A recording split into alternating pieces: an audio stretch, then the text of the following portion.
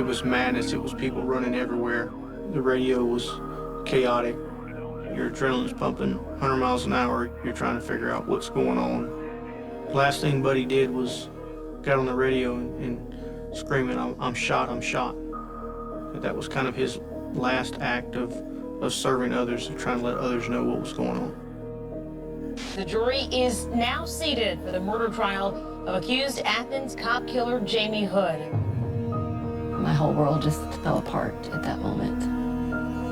I just remember kicking off my shoes so I could run faster and ran as fast as I could and gave him a big hug and just cried and cried and cried. Just all of our plans we had, the kids and the farm and growing old together, all those things would never come to be. Hey, nobody, who the hell? I shouldn't do it. Can you? Okay, Johnny, okay. When I realized I'm on the phone with this murderer, and I realized that he has people that are being held against their will, and one of the first things that came out of his mouth was, we have babies. It's real. It's just real. I was like, oh wow, what if he hurts one of these kids? I don't know where his mind's at, but I know what he's already done. I know what he's capable of.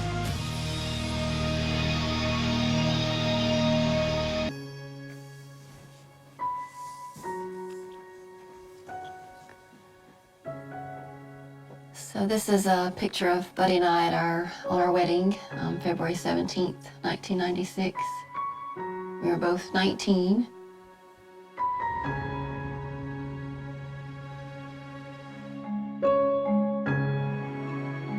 Buddy and I met when we were in high school. When I first saw Buddy, I immediately loved his eyes. He had the longest eyelashes and his green eyes. They were just ocean green, just beautiful green eyes. He was just very fun-loving and energetic and always joking and helping others, and he was just a joy to be around. We've been married 4 years when we purchased our new farm, and it hadn't been finished or anything. So we worked our regular jobs during the day, and then every afternoon we'd work on the house. We finished half the upstairs, and then shortly after was when Callie was born, and then Wyatt, so we all shared this one big bedroom, really. It was really small for the four of us, but, you know, it was fun. But that was always our dream, was to build our house here and you know, live the rest of our life here. We were very happy.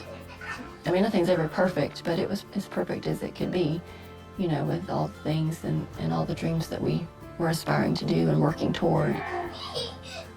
Yeah, looking back, there's so many fond memories, and things were pretty grand at the time. I got her now. She's stuck.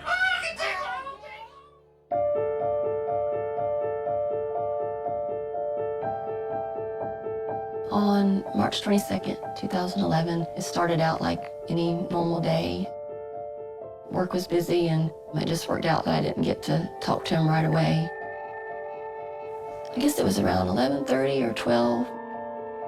He called me and said that he was at lunch. He was telling me, I think he and his buddy Charlie were eating at Chick-fil-A, and they were having a good day. And I told him that we were about to go to lunch, so I better let him go.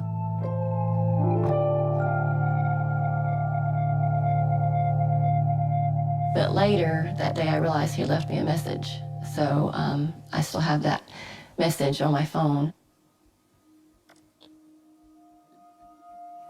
Hey, babe, just checking in. We hope you're having a good day. And I'll holler you later. Love you. Bye. This is the voicemail that I found later that I didn't realize that I had. And so thankful that I had that. We always ended our phone conversations with, I love you. So I think he just said, love you, but I'm glad that we always did that.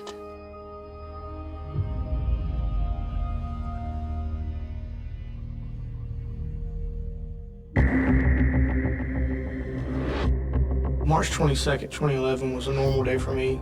I had received a phone call from a Pierce sergeant in Robert Homicide, and Just the sound of his voice, he was frantic and said, "I need you to get back to office right now. We've got 2 officers that's been shot."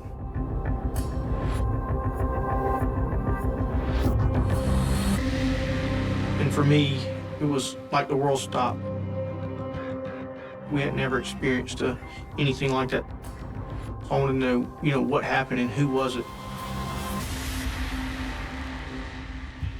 This had all started earlier that afternoon when a man in the east side of Athens was kidnapped.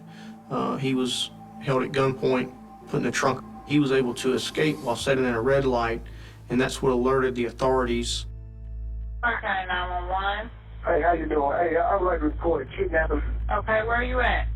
Luckily, I jumped out the boot of the car, and they home tied me and everything. And I know exactly who wanted to do that, and they Jamie Hood.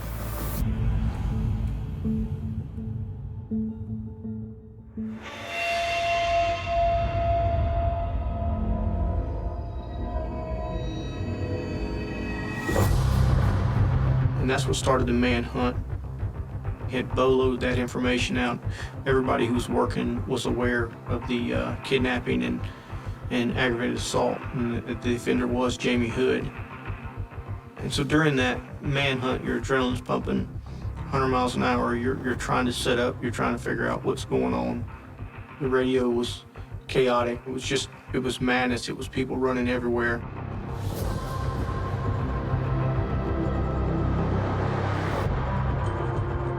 He performed a traffic stop, and when he went to get out of his vehicle, he was basically ambushed by Jamie Hood. And at that moment, Tony fell to the ground. That day, Buddy was on patrol. He was also looking for the offender, Jamie Hood. And then he saw Tony had a vehicle stopped. So as Buddy's coming up the road, he doesn't know that Tony's been shot. And he just saw the offender running, and then Jamie Hood ran up to the side of Buddy's car and basically assassinated him.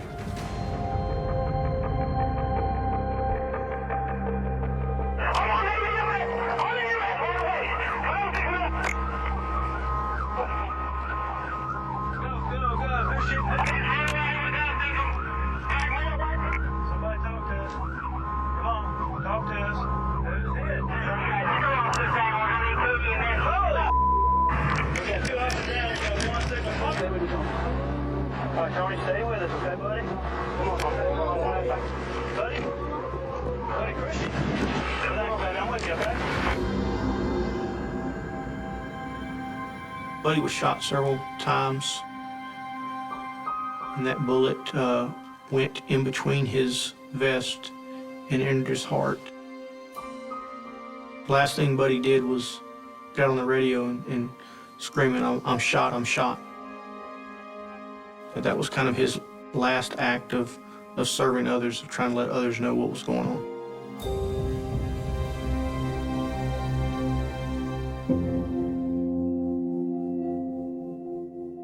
As backup officers began to arrive at the scene, they immediately realized that Tony was still alive, and they immediately started CPR for him and got him medical care, and then went and checked on Buddy, and Buddy was already deceased.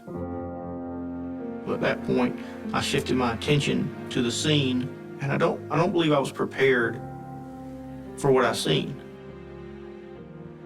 It's just seeing him in that car and slumped over, and then on his computer, a picture of his kids, and just knowing what was going on at that moment.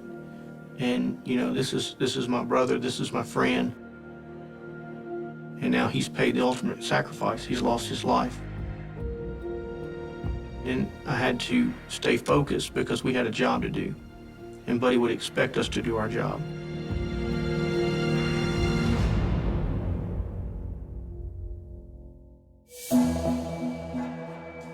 When we received the information that there had been officer-involved shooting, that an officer was deceased, your initial reaction is, do I know him?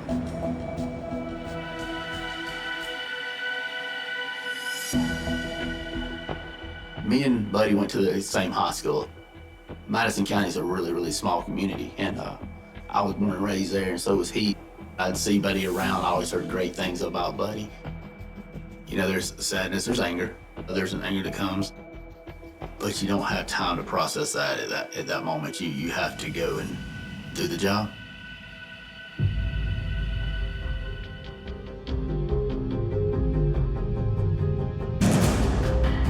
The priority is to locate Jamie Hood. We got him identified, so now we have to apprehend him. You just think, hey, there's somebody out there that's gonna harm somebody else if we don't find them. At some point while I'm at the command post, we get law enforcement to basically just walk a line, searching through the woods. We knew that he was possibly on foot, but we didn't know if he was getting assistance. And my biggest fear was that one of his friends or colleagues or whatever had taken him out of the area. And tensions were high just because of the nature of the crimes that Jamie had committed and the fact that he hadn't turned himself in. You know, law enforcement thinks they're walking into a gunfight.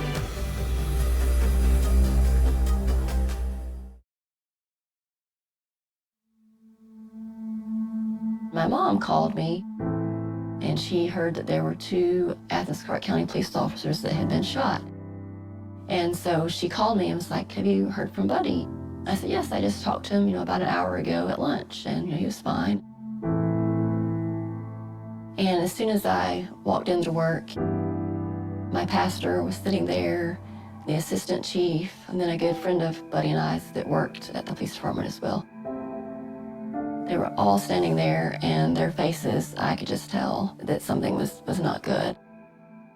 I don't know what came over me because I turned around and immediately ran out the door and into the parking lot. If I can stop them from telling me this, then it's not really happening. And the gentleman that worked at the police department, Mark, he caught me in the parking lot, and I just, dropped to the ground. I asked him, where, can we go see him, and, where is he? And he just shook his head. That was really hard because that's all I wanted to do in that moment was go be beside him. And I, did not know what to do, and, my whole world just fell apart at that moment. Just all of our plans we had, the kids and the farm and going old together, all those things would never come to be.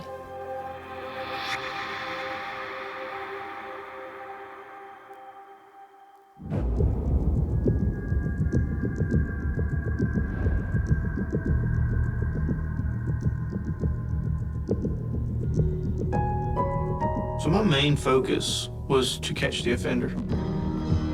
There's also 2 roles because while I was focused on the investigation and helping with the manhunt, as the commander of the Honor Guard, I had a responsibility to work with the family and help to plan a funeral. A few weeks before Buddy was shot and killed, we had an Honor Guard detail. We had officers standing guard at the casket, and Buddy was one of those officers. And as Buddy was standing there, the officer had a 10-year-old autistic child who kept saying, "Daddy, get up, Daddy, get up." And Daddy, come play with me. And it really, really, really affected Buddy. So he was really upset, and once he got relieved, he came to me and said, "Sir, I can't go back out there. I seen that as my son. I couldn't imagine that happening. I just can't do it." He could see that as being his son, and now the realistic for me is it is his son. Once we had met with the family and I talked to Melissa, I think the last thing I said is, "We're going to take care of it."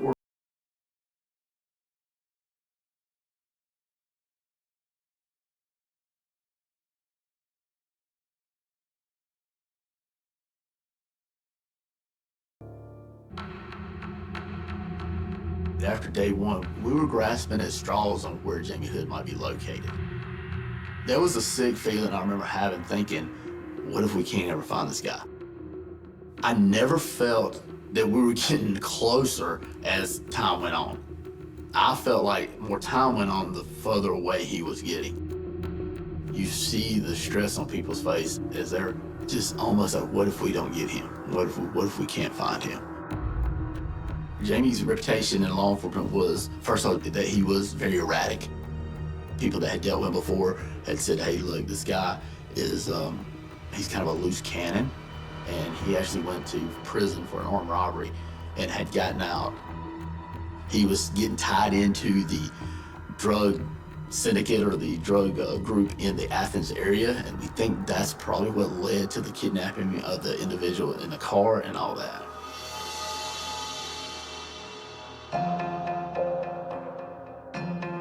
The vehicle that the original kidnap victim was in, that vehicle was discovered, and we seized it and towed it to the GBI office in Athens.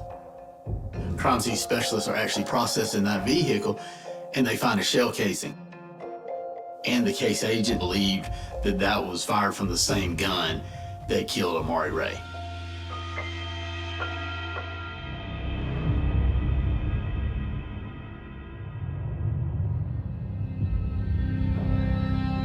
My understanding was that Amari Ray was at home. He lived with his parents, and that somebody had knocked on the door and asked him to come outside. And he came outside and was murdered beside a carport area.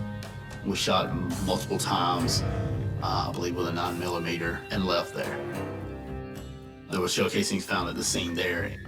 And Jamie Hood was not a suspect in that case, but do we truly know how many other crimes were committed by this individual between that time or even prior to that time? We don't. There absolutely could be other crimes, maybe victims that we're not aware of.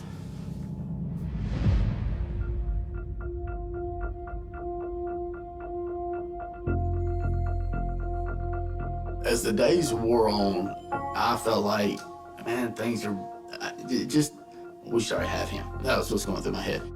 So we started pushing information out, including pictures of Jamie Hood, and the community responded. We were getting calls, the information was coming in, it was a ton, and we're trying to decipher. And we're getting this stuff, and I'll be honest with you, the command post was buzzing. There's a lot of activity. I'm wanting to clear my head just because it's pretty crazy, and I kind of walked down to the end of the command post and just gathering my thoughts. And like it got quiet all of a sudden, and I hear one of the dispatchers who knows me, and she goes, "Trent, phone call." And so I'm just kind of like, I don't, what? And I almost was annoyed. And she goes, "It's Jamie." And I was like, "Who?" "It's Jamie." I said, "Jamie who?" "It's Jamie Hood." And that was the moment that I realized he was calling into us. Hey, James. Hey, sir. Hey, bro. This is Trent Hills. I'm with the GBI. How are you? Yeah, man, I can't keep doing folk like this, man. All right. Can't keep carrying on this, man. All right, man. See. Now, look, though, hey. I'm I'm gonna let you talk to these hostages. When you get all their names, and let you know their eyes, okay? Okay. All right. Let me talk to the hospital. When I realized I'm on the phone with this murderer, and I realized that he has people being held against their will, my mind starts racing a little bit. But at one point, he starts putting other people on the phone. And one of the first things that came out of his mouth, or the first thing I remember coming out of his mouth, was, "We have babies." Can you tell me how many folks are in there with Jamie? Yes, it's 8 and a newborn. It's 8 and a newborn. It's 9 and all. 9 total, 8 and a newborn. Yes, sir. It's real. It's real. At that point, it's like, oh wow, what if he hurts one of these kids? And he's up and down. He's very erratic, and I don't want to do anything to set him off. Jamie, you still there, man? Yeah, man. Okay, but we want to get all the other people out of there, the people that aren't involved. Hey, nobody do the help. I couldn't you do it. Can you? Okay, Jamie. Okay. Well, tell me what you gonna do. Okay, all right. Jamie. Jamie.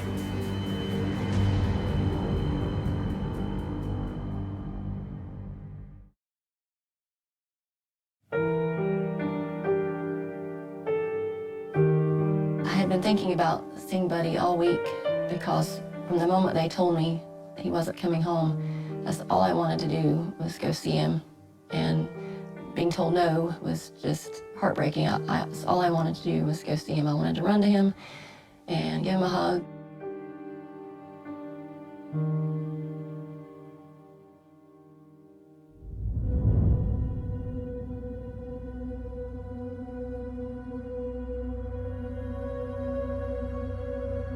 As we're heading there, I start seeing helicopters and blue lights going everywhere.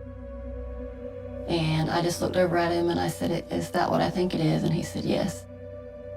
And I didn't ask anything further. I knew that they would take care of it, and I knew that he would be captured one way or another, and I didn't have to worry about it.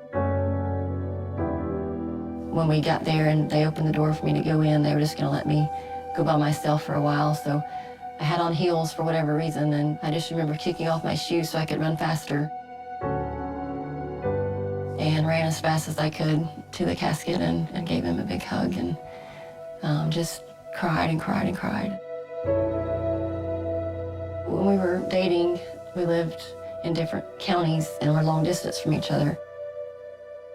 Our parents got onto us for our long distance phone calls, so we had to write letters.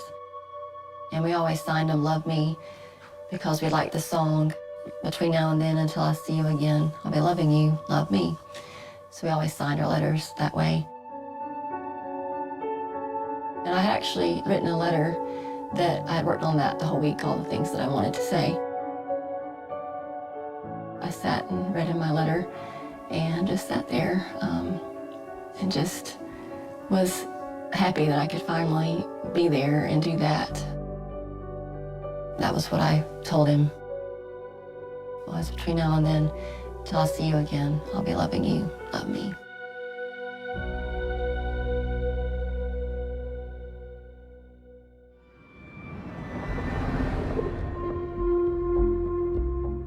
I truly don't know the exact amount of time I was on the phone with him, but I know it was numerous short conversations. I'm not a negotiator. I don't have that training, but one thing that GPI does a good job with is they teach us how to talk to people and how to relate. So that's where my mind went, is that, hey, this is just an interrogation. Me and you were in this, buddy. We're in this together, okay? Okay, now you're talking my language. Yeah, we're in this. Yes, sir. We're in it together. We're in it together. Hold on, when you play football, if you run the ball by yourself, you have a fiddle and a light blocking figure.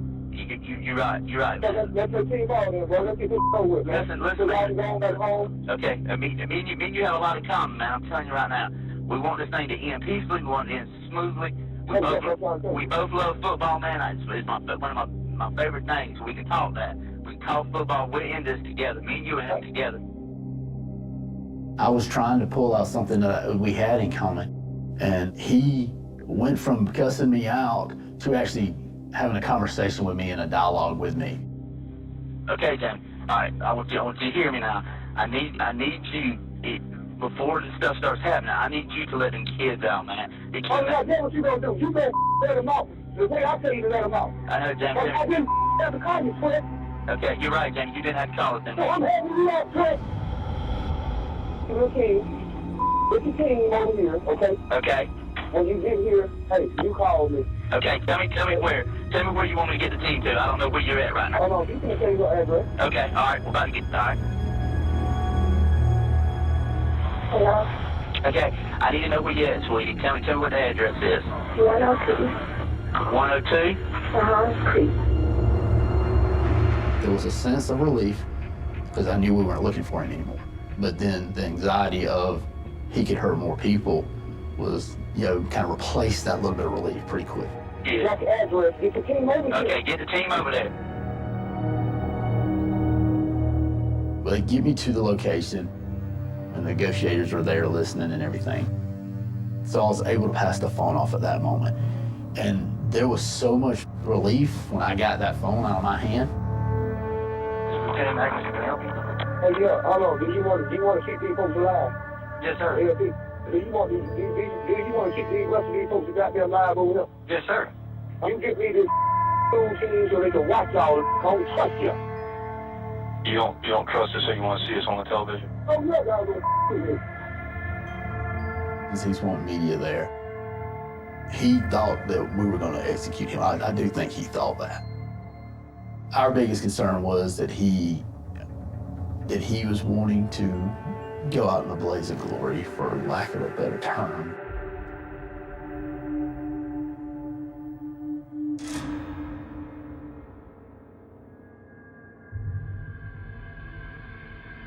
It was a total relief at that moment, but we still had people in that house. And then I hear over the radio 1095, which means there's a 10 code for in custody.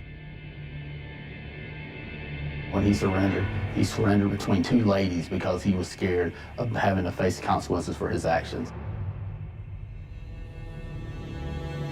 And I think that's the definition of a coward.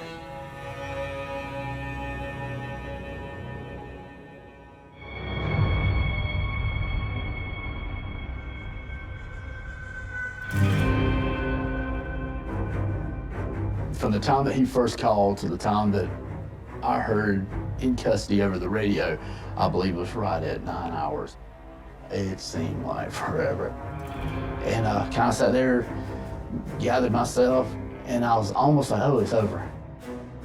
For about 5 minutes, and then realized, hey, yeah, we're gonna talk to this guy. And ego kicks in.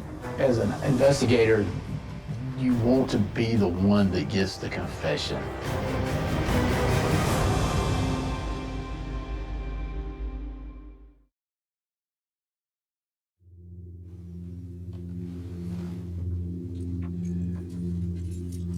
My name's Jeff. This is Trent. We're here from GBI. We're gonna talk to you. Oh, you Trent? Yes. Yeah. That was the beginning of the interview with Hood after he was taken into custody. We did not think he would talk at all. So as we get ready to do the interrogation, I totally kind of blend into the background. I want the other agent to lead it. Y'all can give me a last time, man. I'm a minute drain, bro. He never asked for an attorney, but he does say, I'm tired, I just really don't want to talk about it right now. So at that point, we're thinking we're not going to ask any questions, and we just kind of sat back, and he kept talking, and we let him talk. I want it to be easy as possible, because I was wrong. Mm-hmm. You see what I'm saying? Yes, sir. You don't want to give me the death charge I deserve because what I did. You see what I'm saying? Yeah, I mean, Hey, I'm wrong, bro. I ain't here to make your job hard. The only thing I regret is hurting that damn innocent man. What else to do is hurt me to the core of my damn heart.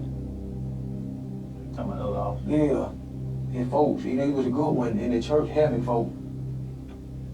That's the only thing hurt me, keeping it real. Yes, sir. And hurting these innocent folks, you know, these kids, you traumatize them.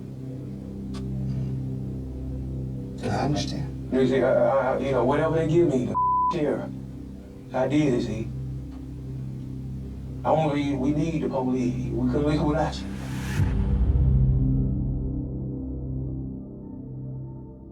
So he apologized or verbalized remorse for killing Buddy Christian. I'll take this with me to the grave, that everything he did was very calculating. I don't believe he felt remorse. I believe he, in his mind, that's what he had to do to try getting away that day, and that's what he was doing. Jamie, he is very streetwise. He knew what he was doing, and he was trying to manipulate the situation. From the first interview, when we left the interview, when it was concluded, we actually left in kind of good terms with the knowledge that, hey, we're coming back to talk to you again, and he seemed to be fine with that. He loves the attention, which aggravated the mess out of us. I felt like we're almost feeding into him a little bit. We'll talk to you. Thank you, man.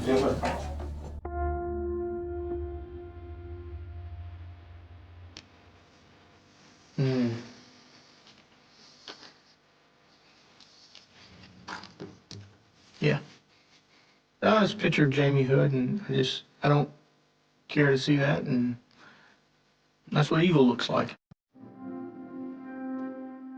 After 12 years, I'm still disgusted just to see it, just because of the coward he was and what he did to this community and the Christian family and the Howard families. It meant a lot to me that he was in custody at that moment. I just broke down. Seems like all the way before that, from the start of this 6 days ago, I kept everything else focused on Buddy. I was focused on Melissa. I was focused on doing the right thing. It really hit me at really the magnitude and what we had lost as a department, as a community. Yeah, it was really tough. In any situation where an officer loses their life, they wanted to serve their community and they gave the ultimate sacrifice. But the ones who suffer and pay the most are the families, the ones that are left behind, to pick up the pieces and to try to move on.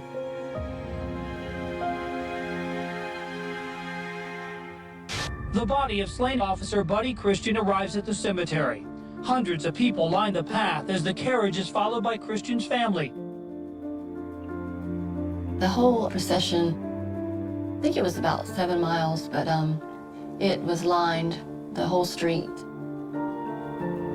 The community came out. I mean, there wasn't a bare spot along the whole route, and the kids and I, we got to see all of that, and people had signs, you know, our hero, and thank you, Officer Christian, and or thank you, Buddy, and it was just amazing. But you can tell in my face, I was really an autopilot. I just really switched it off and just going through the motions. I was given the folded flag from the chief, and I just hugged it. That was, I felt like I was hugging him. It was just a beautiful tribute to someone who gave his life for his community. But then getting back home, it was like, okay, now what? And I remember sitting there with my mom and looking at the picture. I'm like, how is this real? What? I don't really believe it still. It's not. It just can't be.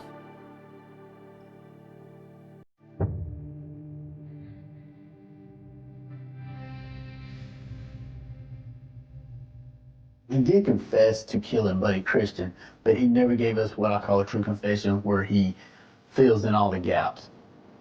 He basically says, I'm sorry for killing that man. But we never got a true confession from him.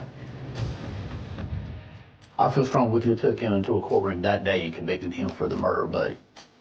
But we're trying to attach him to another homicide. And we were trying our best to figure out the Amari Ray murder at that point. Through all the interviews and contact I had with Jamie Hood, he never mentioned Amari Ray. He never did make a statement in reference to that. Amari Ray's family deserves some closure too, and there needs to be justice. So we're going to try to put that piece together.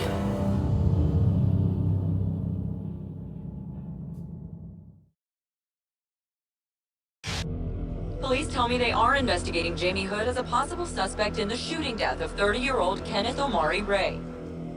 His name never came up as a suspect in that case until after Buddy was murdered and we started that investigation. The relationship between Amari Ray and Jamie Hood was not as clear-cut. Our belief is that Amari Ray might have been involved in the drug trade a little bit, and we don't know if there was other grudges. We don't know that, but that seems to be the main focus of what set everything in motion. And then there was some drug trading going on that made sense that he was the one that was liable for that murder.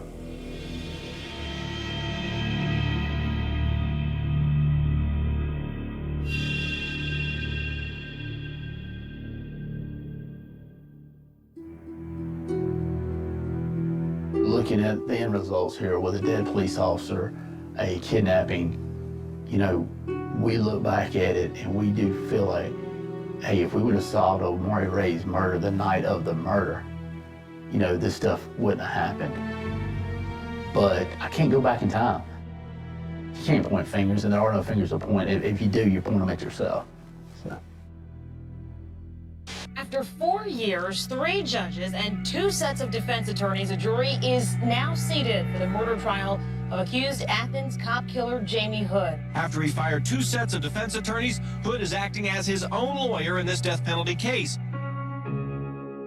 I feel like in his mind, this is a big movie, and he's the star character, and everybody else is just small bit part actors in it. Never could step back from himself and say, hey, I ruined a bunch of lives here. And he liked being up there. He liked the grandstand. In my mind, he's a coward.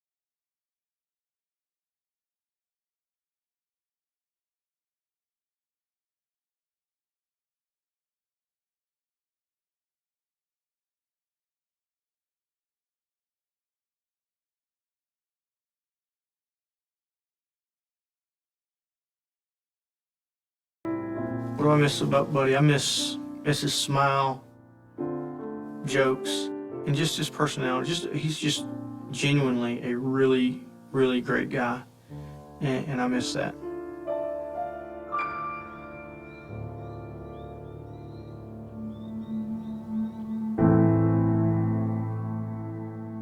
This past February would have been our 27th wedding anniversary, and I always go to the cemetery and put new flowers on his headstone, and I try not to, get too upset about what it could have been and just try to remember, all the 15 years that we got to share together.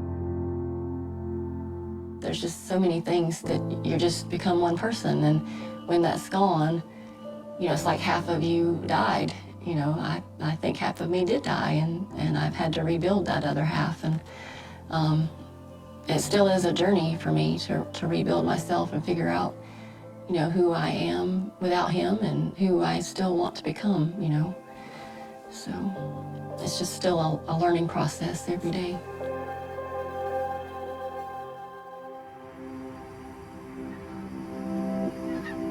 I remember him telling me, if something ever happened to me, you have to live.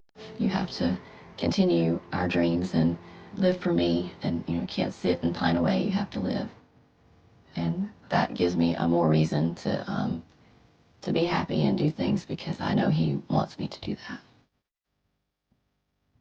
So part of my joy and finding joy on this new road that I've started is I've gotten remarried.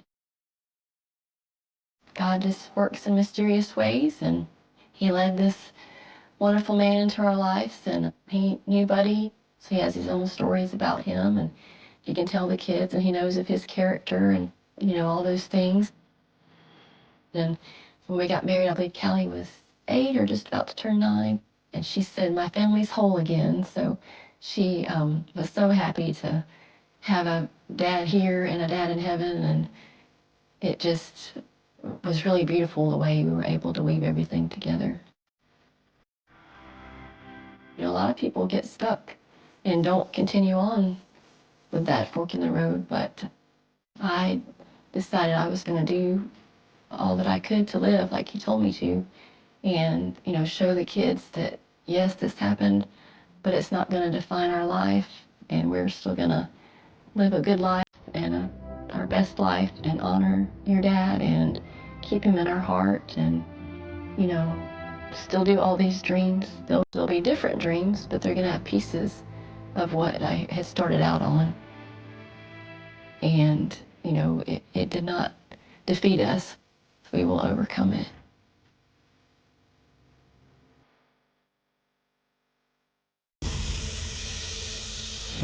Seemed fake, like we were in a movie or something when I was hearing this stuff. But he was a good person until this point in his life. That just tears you up to think somebody you love so much could really be that person inside. The phone call came at 2:17 in the morning. Not midnight, not dawn. That dead hour in between, when the world feels abandoned and every sound seems louder than it should. The dispatcher would later say she remembered the call because of the silence. Not what was said. What wasn't. A man was breathing into the receiver.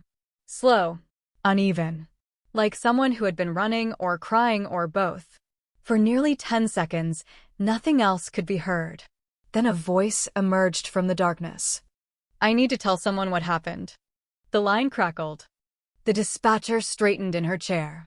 What happened, sir? Another pause. Then 6 words. The girl in the cornfield wasn't alone. The call ended. No name. No location. No explanation.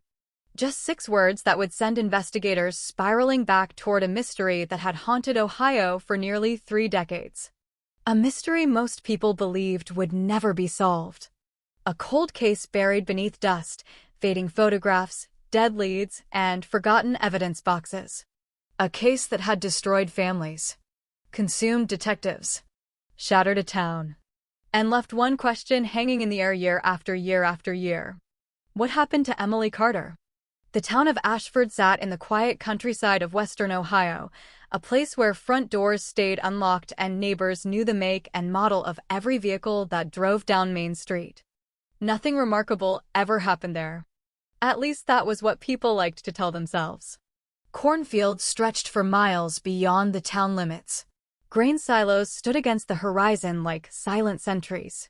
On summer nights, the air smelled of soil and cut grass. It was the kind of place where parents believed their children were safe. The kind of place where people waved at strangers. The kind of place where a disappearance felt impossible. Until August 14th, 1994. Emily Carter was 17 years old. A senior in high school. Honor roll student. Volleyball player. Known for her loud laugh and her habit of carrying a disposable camera everywhere she went. Friends described her as fearless. Her mother described her differently. Curious. Always curious. The type of person who asked one question after another until she found an answer. Nobody realized how ironic that description would become. That Sunday evening began normally. Emily attended a small community fair on the edge of town. Hundreds of residents were there. Families. Teenagers. Local vendors. Live music. Nothing unusual. Photographs from the event show smiling faces beneath strings of lights. Children holding balloons. Couples dancing. Emily appears in several images. Alive. Happy. Looking directly into the camera. No fear. No sign that within hours she would vanish without a trace. Witnesses later reported seeing her around 9:40 p.m. She was talking with friends near the parking area. At approximately 10:05 p.m., she was seen walking alone toward the northern exit road. That was the last confirmed sighting. When Emily failed to return home, her parents assumed she had stayed overnight with friends. By morning, panic began to spread. Phone calls were made. Friends were contacted. No one had seen her. No one knew where she was. At noon, a missing persons report was filed. The search began immediately. Volunteers flooded the countryside. Sheriff's deputies combed roads and ditches. Helicopters scanned fields. Search dogs tracked scents through muddy terrain. The entire town mobilized. Hours turned into days. Days became a week. Nothing. No body. No clothing. No vehicle. No signs of a struggle. It was as if Emily Carter had stepped out of reality itself. Then came the discovery. 8 days after her disappearance, a farmer noticed something unusual while inspecting a remote section of cornfield nearly 7 miles from town. Rows of stalks had been flattened. Not by weather. Not by machinery. By movement. Human movement. Authorities arrived shortly afterward. What they found shocked even experienced investigators. Deep inside the field lay Emily's backpack, partially concealed beneath broken stalks. The contents appeared untouched. School notebooks, lip balm, wallet, family photographs. Everything was there. Everything except Emily. The discovery transformed the investigation overnight. This was no longer a missing person case. Now there was evidence. Now there was a crime scene. Detectives searched every inch of the surrounding area.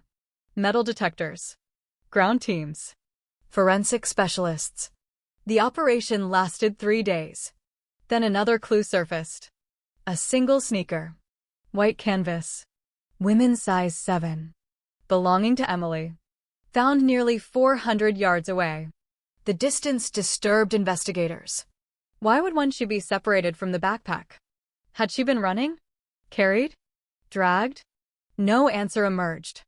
The cornfield became the center of national attention. News vans arrived. Reporters filled hotel rooms. Television broadcasts carried Emily's smiling school photograph across the country. People wanted answers. The town demanded answers. Instead, more questions appeared. A witness came forward claiming he had seen a dark pickup truck near the field during the early hours of August 15th. Another reported hearing a scream. A third insisted she saw Emily arguing with an unknown man during the fair. Each statement pointed in a different direction. Each created another possible suspect. Each collapsed under scrutiny. Months passed. No arrest. No breakthrough. No resolution. The investigation expanded beyond county lines. State authorities joined. Thousands of tips flooded call centers. Most proved worthless. Some were deliberate hoaxes. Others led detectives on exhausting dead ends. One caller claimed Emily had run away. Another insisted she had been abducted by a traveling serial killer. A self-proclaimed psychic claimed her body was hidden beneath a church. Excavations found nothing. The case grew colder. And stranger. Then, 6 months after the disappearance, investigators received an envelope with no return address. Inside was a photograph. Grainy. Poor quality. Taken at night. The image showed what appeared to be a young woman standing beside a barn. The face was impossible to identify. Attached was a handwritten message. She knows what she saw. Nothing else. No fingerprints. No DNA. No explanation. For years, that photograph remained one of the most puzzling pieces of evidence. Who sent it? Why? What had she supposedly seen? No one knew. Detectives chased the lead until it disappeared. Like every other lead before it. The years rolled forward. 1995. 1996. 1997. The investigation remained active but stagnant. Boxes of evidence multiplied. Witness memories faded. Relationships fractured. The Carter family endured an agony difficult to describe. Birthdays passed without Emily. Christmas mornings arrived with an empty chair at the table. Her bedroom remained untouched. Her mother refused to move anything. Not the posters. Not the books. Not the clothes hanging inside the closet. Every object became a monument to uncertainty. Because uncertainty is its own kind of torture. Death provides grief. Disappearance provides questions. Questions never stop. Was she alive? Was she suffering? Was she somewhere waiting to be found? Nobody could say. Meanwhile, detectives came and went. Sheriffs retired. Case files changed hands. Entire careers unfolded beneath the shadow of the mystery. Each new investigator believed they might be the one to solve it. Each eventually encountered the same wall. No body. No suspect. No definitive evidence. Nothing. The cold case became part of local folklore. Children grew up hearing about it. Teenagers dared each other to visit the cornfield at night. Ghost stories emerged. Urban legends spread. The truth drifted further away. Then came an event nobody expected. In 2004, nearly 10 years after Emily vanished, construction workers renovating an abandoned farmhouse discovered a hidden compartment beneath a staircase. Inside sat an old metal lockbox. At first glance, it appeared unrelated. Then investigators opened it. Among faded documents and rusted tools lay a disposable camera. The film inside had never been developed. Authorities rushed it to a laboratory. The anticipation was enormous. Could this finally be the break? The images were eventually processed. Most were ordinary. Landscapes. Buildings. Random snapshots. Then investigators reached the final frame. A blurred photograph taken at night. A dirt road. Headlights. And a figure standing near the edge of the image. The figure appeared female. Young. Possibly wearing a light-colored shirt. Possibly. The image quality was terrible. Experts could not positively identify anyone. Still, rumors exploded. Many believed the figure was Emily. Others argued it was impossible. The camera's origin could never be established. No connection to the case was proven. Another lead. Another dead end. Another layer of mystery. Years continued slipping away. The town changed. Businesses closed. New families arrived. Old witnesses died. Yet the case refused to disappear. Every anniversary reignited public interest. Every newspaper retrospective reopened old wounds. And somewhere inside a county evidence room, Emily's file remained. Waiting. Silent. Unsolved. Until the autumn of 2022. When a retired detective named Richard Hale made a decision that would alter everything. Hale had spent 15 years working the Carter investigation. He knew every statement. Every suspect. Every rumor. Every inconsistency. Retirement had not freed him from the case. If anything, it had tightened its grip. He couldn't let it go. So he began reviewing everything again. Thousands of pages. Boxes of forgotten material. Photographs no one had examined in decades. He worked alone. Night after night. Searching for something everyone else had missed. And buried deep inside a witness interview conducted in September 1994, Hale found a detail so small that nearly every investigator before him had overlooked it. One sentence. One casual observation. One remark that seemed insignificant at the time. Yet when Hale read it, he stopped breathing for a moment. Because suddenly, after 28 years, a terrifying possibility emerged. Not that investigators had failed to find the truth, but that the truth had been standing in front of them the entire time. Hidden in plain sight. Waiting for someone to finally see it. The line in the file was almost invisible at first glance, buried between procedural notes and a list of standard questions asked during the initial interviews. The kind of bureaucratic language that usually dissolves into irrelevance after a case goes cold, but Richard Hale had learned over decades that truth rarely announces itself loudly. It hides in repetition, in hesitation. In the moments where a witness says something they don't realize matters, and the sentence that stopped him was spoken by a teenage boy who had been interviewed on August 18, 1994, just 4 days after Emily Carter vanished. He had been standing near the edge of the fairgrounds that night, claiming he saw her walk toward the northern exit road. But what he added afterward, almost as an afterthought, was this: she wasn't alone when she left the lights, and then, when pressed, he corrected himself. No, I mean, she wasn't alone in the cornfield either. At the time, detectives dismissed it as confusion. Trauma. The unreliable memory of a frightened teenager trying to insert himself into an unfolding tragedy, but Hale kept staring at those words, because they conflicted with the entire foundation of the case, every official report. Every timeline reconstruction, every search grid had been built on a single assumption, that Emily Carter left the fair alone and entered the darkness alone. And if that assumption was wrong, everything collapsed with it. The exits, the witness sightings, even the placement of the backpack and shoe suddenly took on a different meaning, not as scattered remnants of a struggle, but as deliberate positioning, almost staged, and Hale felt something he had not felt in years, not certainty, but direction. A pull toward a possibility no one had been willing to say out loud for nearly 3 decades, that Emily was not taken randomly, she was guided. He reopened the original timeline reconstruction, the version created in late 1994 when investigators still believed momentum might lead them somewhere, and he began tracing Emily's last hour minute by minute. The fairgrounds were crowded.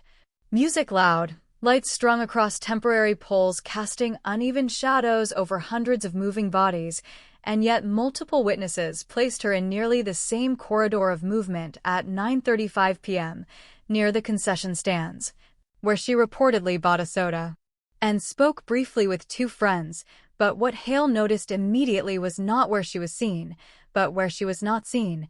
There was a gap, a 7-minute void between 9:38 and 9:45 p.m., where no reliable sightings existed.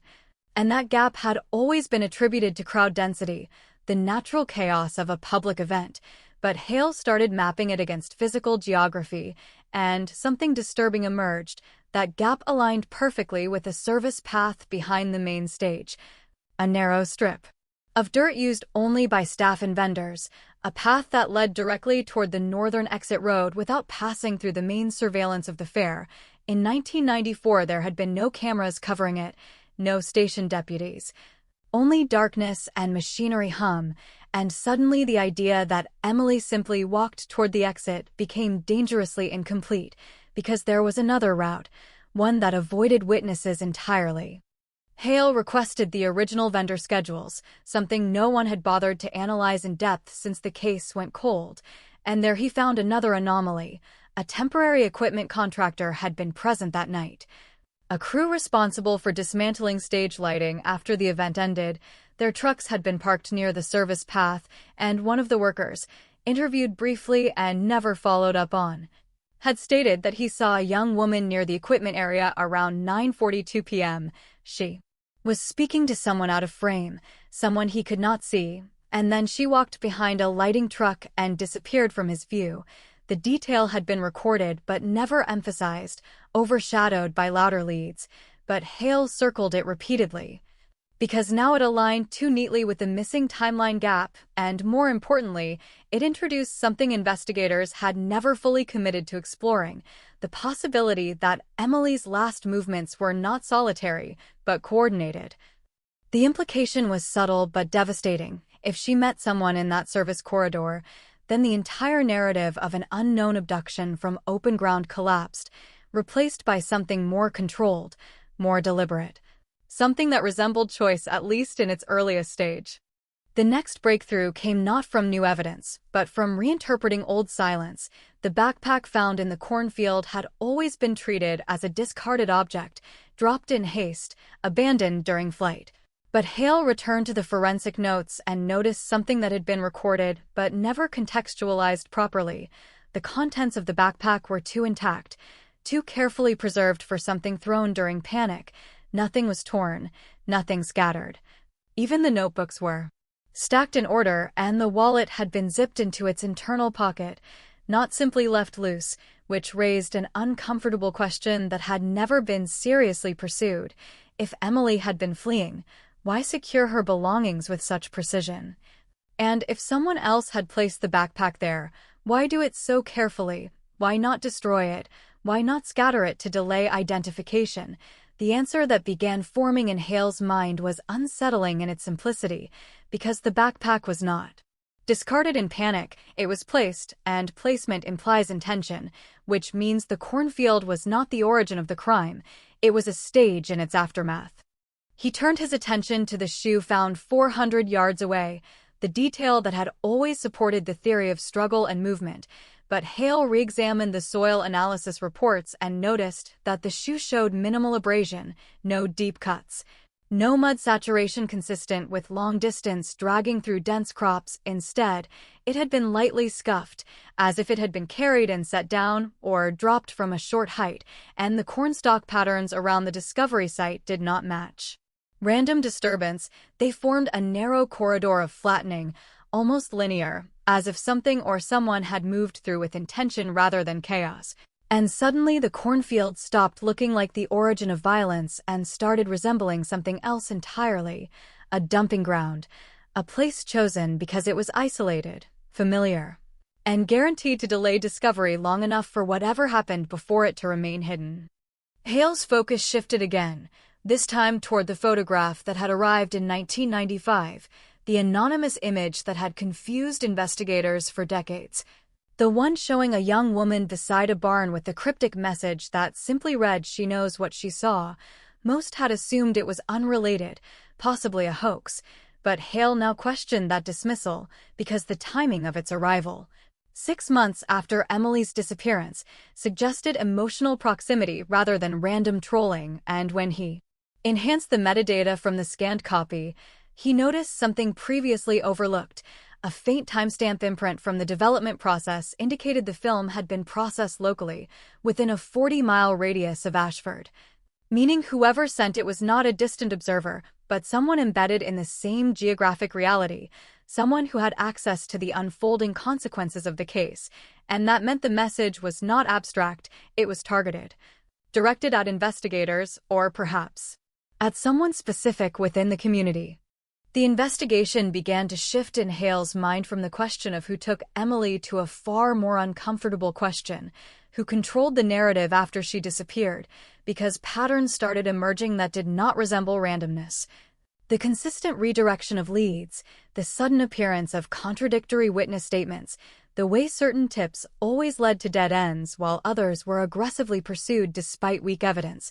It was as if the case had been pulled along invisible tracks, always approaching truth but never reaching it, and Hale began to suspect interference not from one dramatic culprit, but from something quieter: proximity, influence, someone who understood both the victim and the investigators, someone who could predict how the investigation would evolve and subtly redirect it without ever appearing suspicious. Then came the second anomaly in the witness files, a name that had appeared only once in the entire archive, a fair volunteer coordinator who had worked at the northern exit gate that night. Her statement was brief, almost dismissive. She claimed she saw Emily speaking with a man wearing a dark jacket near the service road at approximately 9:43 p.m., but what made the statement remarkable was not the sighting itself, but what followed, because according to internal notes, she later returned to retract part of her testimony, stating she was unsure of what she saw, and the retraction had been accepted without further inquiry, a procedural move that Hale now recognized as a critical failure point. Because retractions in missing person cases rarely occur spontaneously, they usually indicate pressure, social or institutional, and when Hale attempted to locate the volunteer for a follow-up interview, he discovered she had moved out of state within months of Emily's disappearance and had never again spoken publicly about the case. The more Hale reconstructed, the more the case began to resemble something carefully pruned, not in the sense of a conspiracy requiring elaborate coordination, but in the quieter sense of human behavior under stress. Corrections made to reduce uncertainty, decisions made to avoid conflict, silences that accumulate over time until they resemble structure. And suddenly the original mystery of Emily Carter did not feel like a single violent moment frozen in time. It felt like a sequence of decisions that extended beyond that night, stretching into weeks, months, years, each one layering uncertainty over the last until the truth was no longer buried. It was dispersed, and dispersal was far more difficult to reverse than concealment. By the time Hale reached this point in his review, the phone call that opened the entire case again replayed in his mind differently, no longer as an isolated confession, but as the endpoint of something that had been building silently for decades. Because the man who said the girl in the cornfield wasn't alone was not introducing new information, he was acknowledging something already understood by someone, somewhere, and Hale realized with growing unease that the real question was not what happened to Emily Carter in 1994, but who had been carrying the weight of that knowledge long enough to finally break under it in 2022, and as he looked at the layered contradictions of the case file spread across his desk, one thing became disturbingly clear: the answer had not been lost, it had been contained, carefully, deliberately, and containment, by its nature, always eventually fails. The first thing Hale did after forming that conclusion was something no one in the original investigation had managed to do with consistency. He stopped chasing movement and started chasing relationships. Because movement in the Emily Carter case had always been a distraction, people walking in and out of fairgrounds, vehicles appearing and vanishing in witness memory, lights seen at different angles in different conditions, all of it fragmented. All of it unreliable, but relationships were different. Relationships left residue, patterns of proximity, repeated intersections, and the first name he pulled from the archive again was the teenage boy who had spoken those strange, overlooked words in 1994. The one who said she wasn't alone in the cornfield either. His statement had been logged, filed, and forgotten, but Hale now read it with a different lens, not as a witness account, but as a node in a network of contact. And what he discovered was subtle, but unsettling. The boy had not been a random fair attendee. He had been part of a small group of volunteers assigned to manage cleanup after the event, meaning he had legitimate access to restricted areas, including the service corridor behind the stage. The same corridor Hale had identified in the timeline gap, and suddenly the witness was no longer peripheral. He was physically embedded in the geography of the disappearance. Hale requested employment records from the Fair Committee archives, documents that had been partially digitized years later, but never fully cross-referenced. And what he found was a list of seasonal workers and volunteers that had not been examined as a connected system, only as isolated entries, and there, buried among dozens of names, was another detail that tightened the entire structure of suspicion without yet revealing a center. Several individuals who had testified in 1994 were also present in operational roles that night, not just observers, but participants in the physical environment of the fair, and that meant something critical had been missed from the beginning. The witnesses were not neutral observers scattered across space. They were part of the same controlled ecosystem, moving through assigned zones, sharing restricted corridors, crossing paths in predictable cycles, and Emily Carter's final movements were not happening in public space alone. They were happening inside a structured human machine that had never been properly mapped. The most disturbing realization came when Hale overlaid the volunteer assignments with the estimated time window of Emily's disappearance, because the overlap created clusters, points where multiple people with partial statements intersected within minutes of each other in the same narrow geography, and in those clusters, Emily's confirmed sightings stopped behaving like random glimpses and started behaving like controlled handoffs. Not physically in the sense of explicit coordination, but structurally, as if her movement through space had been absorbed into a pre-existing flow of people, and the implication of that idea was sharp enough to change the entire emotional tone of the case. Because it meant Emily was not simply seen before she vanished, she was managed through space by the environment itself, whether consciously or not. And that distinction blurred the line between accident and design in a way investigators in 1994 had not been prepared to confront. Hale returned to the photograph sent anonymously in 1995, the one with the barn and the handwritten phrase "she knows what she saw," and this time he focused not on the image itself, but on the emotional logic of its existence. Because anonymous evidence in cold cases often reveals intention through timing rather than content, and he began mapping who benefited from confusion at that stage of the investigation, who gained distance from scrutiny when leads multiplied and collapsed.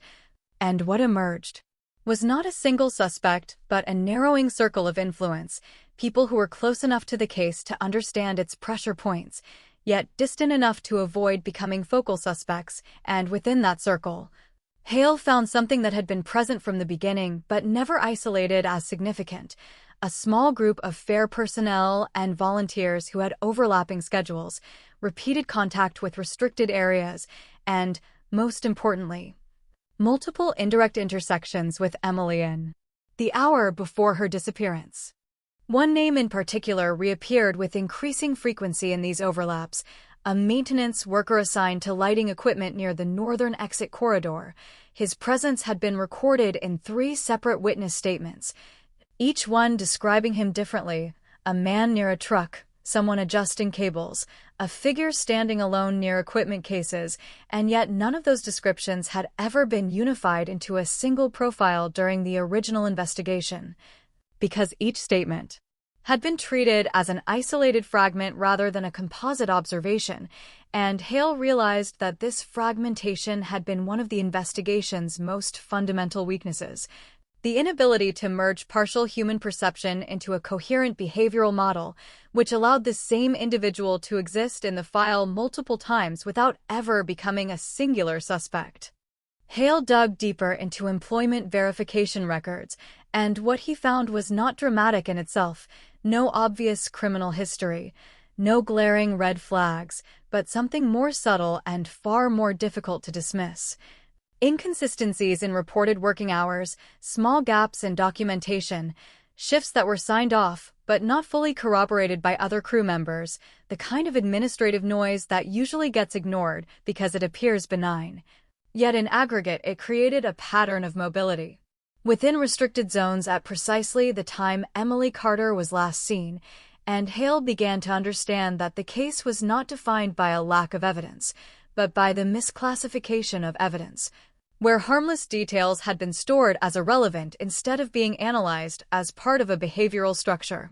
At this stage, Hale did something that changed the direction of his investigation again. He stopped treating witness testimony as truth fragments and started treating it as perception under stress, which meant every statement had to be reconstructed not for what it said, but for what it allowed to be missed. And when he applied that approach to the volunteer coordinator who had retracted her statement, the one who claimed to have seen Emily speaking with a man near the service road, the retraction itself became more important than the original observation because the shift from certainty to uncertainty suggested external pressure or internal fear, and either possibility indicated proximity to something sensitive, something that someone did not want formalized into record.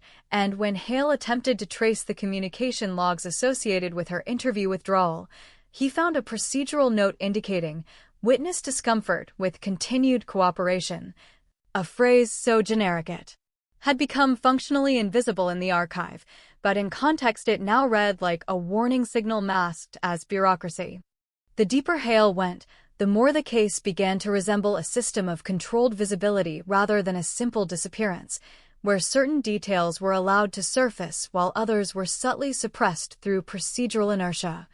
Not necessarily intentional cover-up in the cinematic sense, but through accumulation of small decisions made under uncertainty, each one rational on its own, each one justified at the time, yet collectively forming a barrier that kept the investigation circulating around the same limited set of conclusions, and Emily Carter's absence became less like a missing piece and more like a stabilized void, maintained by the structure of how people chose to remember and record what they saw that night. Then Hale encountered something that had been physically present in the archive for decades, but never examined with emotional context: a series of logistical maps of the fairgrounds used for emergency planning, showing evacuation routes, restricted staff corridors, and equipment zones. And when he overlaid witness statements onto those maps, a pattern emerged that was almost uncomfortable in its clarity. Emily's last confirmed movements aligned not with public pathways, but with transitional spaces, zones designed for movement without attention, corridors where visibility was intentionally reduced to facilitate operational efficiency, and in those spaces, the probability of unmonitored interaction increased significantly, meaning that whatever happened to her did not require force in a public sense. It required access, timing, and familiarity with the structure of the environment itself. Hale began to suspect that the most important moment in the entire timeline was not the disappearance itself, but the decision that preceded it, the moment Emily Carter changed direction from a populated space into a controlled one. Because that decision implied interaction, and interaction implied presence, and presence implied identity, even if that identity was never formally recorded in a way that investigators had recognized as significant at the time. And suddenly, the entire case narrowed. From thousands of possibilities into a smaller, more suffocating space defined not by mystery, but by proximity. And as Hale sat in the quiet of his archive room, surrounded by decades of paperwork that had once felt like noise but now felt like structure, he understood that he was no longer searching for what happened in 1994. He was searching for the moment the story stopped being investigated and started being maintained, because somewhere in that transition, the truth about Emily Carter had not been lost. It had been contained within human behavior itself, and containment, no matter how carefully constructed, always carries within it the pressure of eventual release, and that pressure, after 28 years, was beginning to move again.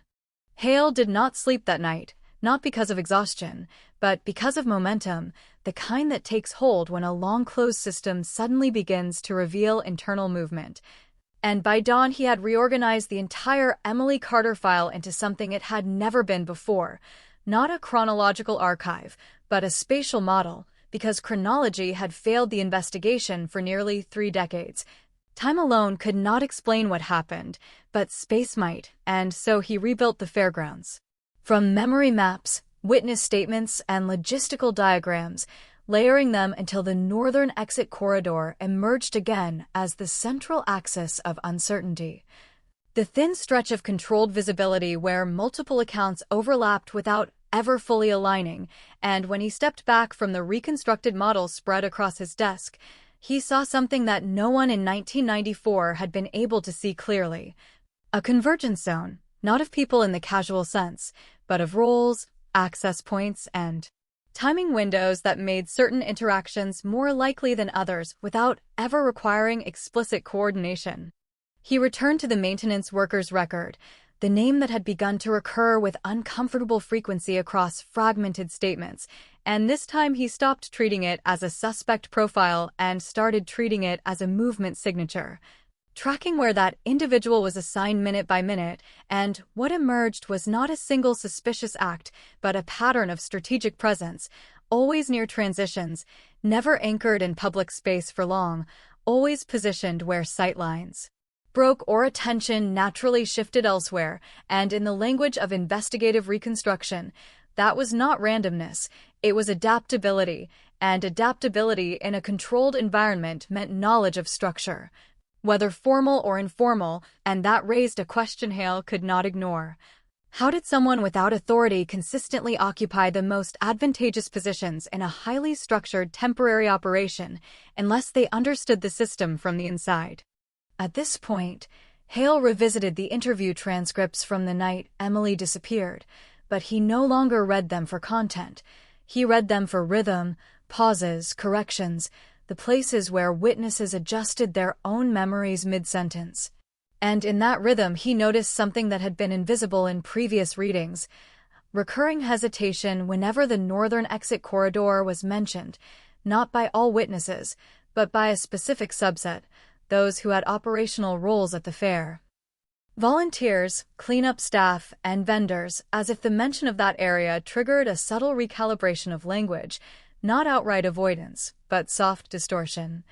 And Hale began marking those instances as behavioral anomalies rather than narrative inconsistencies, because people do not distort space unless space contains something they are not comfortable defining. The volunteer coordinator's statement resurfaced again in his mind. The woman who had seen Emily speaking with an unidentified man near the service road, and Hale finally requested the full audio recording of her original interview. Something that had been archived but never fully transcribed, and when he listened to it directly for the first time in nearly 30 years, he noticed something the written report had flattened out, a moment of hesitation before she used the phrase, "I think it was her," followed by a longer pause before she corrected herself into, "I'm not sure," and that micro-shift in certainty, that collapse of perception under procedural questioning, told Hale more than the official retraction ever had. Because it suggested that her original observation had been real enough to survive memory, but unstable enough to be reshaped by pressure, whether internal or external, and in cold cases, instability is often more revealing than certainty.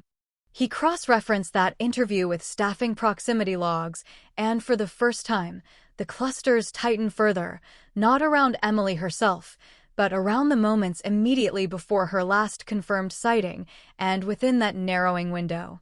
Multiple individuals appeared within overlapping spatial zones without ever being formally connected in the original investigation, which meant the case had not lacked witnesses. It had lacked synthesis, and synthesis is the process that turns fragments into accountability, something the 1994 investigative structure had been unable to fully achieve under pressure, scale, and the limitations of time.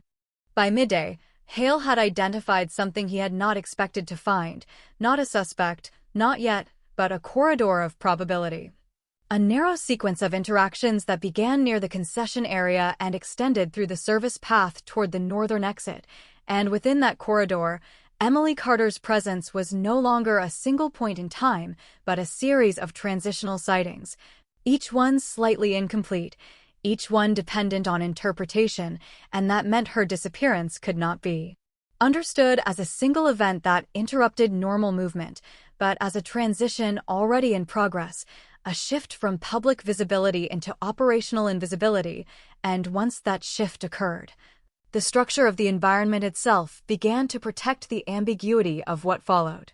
He returned to the cornfield evidence, the backpack, and the shoe, because they had always been treated as endpoints, physical proof of where something concluded, but Hale now reconsidered them as displacement markers. Objects relocated after the fact to stabilize an investigative narrative, and when he compared soil compression patterns documented in the original forensic report, he noticed that the disturbance around the backpack was inconsistent with a sudden drop or struggle. The compression was uniform, almost deliberate in its distribution, suggesting that the object had been placed rather than thrown, and that distinction fundamentally altered the emotional interpretation of the scene, because placement implies control, even if only partial, even if only temporary. The shoe, too, began to shift in meaning under this lens, not as evidence of escape, but as evidence of staging, and Hale found himself increasingly uncomfortable with how neatly the physical evidence had once been made to fit the narrative of panic. Because panic explains chaos, but it does not easily explain organization, and yet organization was exactly what the physical distribution of objects now suggested when viewed without the assumption of randomness. That afternoon, Hale received a digitized scan of an overlooked evidence tag attached to the original backpack, a minor administrative detail that had never been fully digitized in early database conversions. And on it was a note written in shorthand by an evidence technician in 1994, a single line that had been ignored for decades. Contents appear intentionally arranged, and that phrase, once isolated from its archival noise, introduced a completely different interpretive frame because intentional arrangement inside a missing person's belongings suggests awareness of future discovery, or at the very least awareness that the scene would be evaluated later by others. And that level of foresight implied proximity to investigative logic itself, not necessarily criminal genius, but familiarity with how evidence would be read after the fact.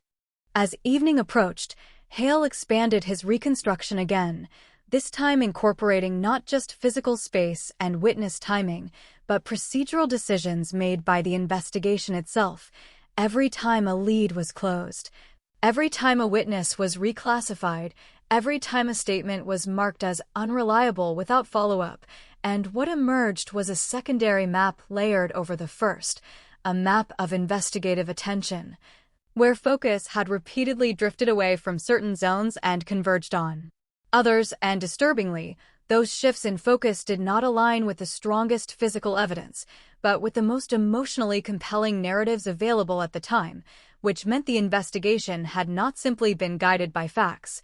It had been shaped by interpretive comfort, by what investigators were able to sustain psychologically while working the case.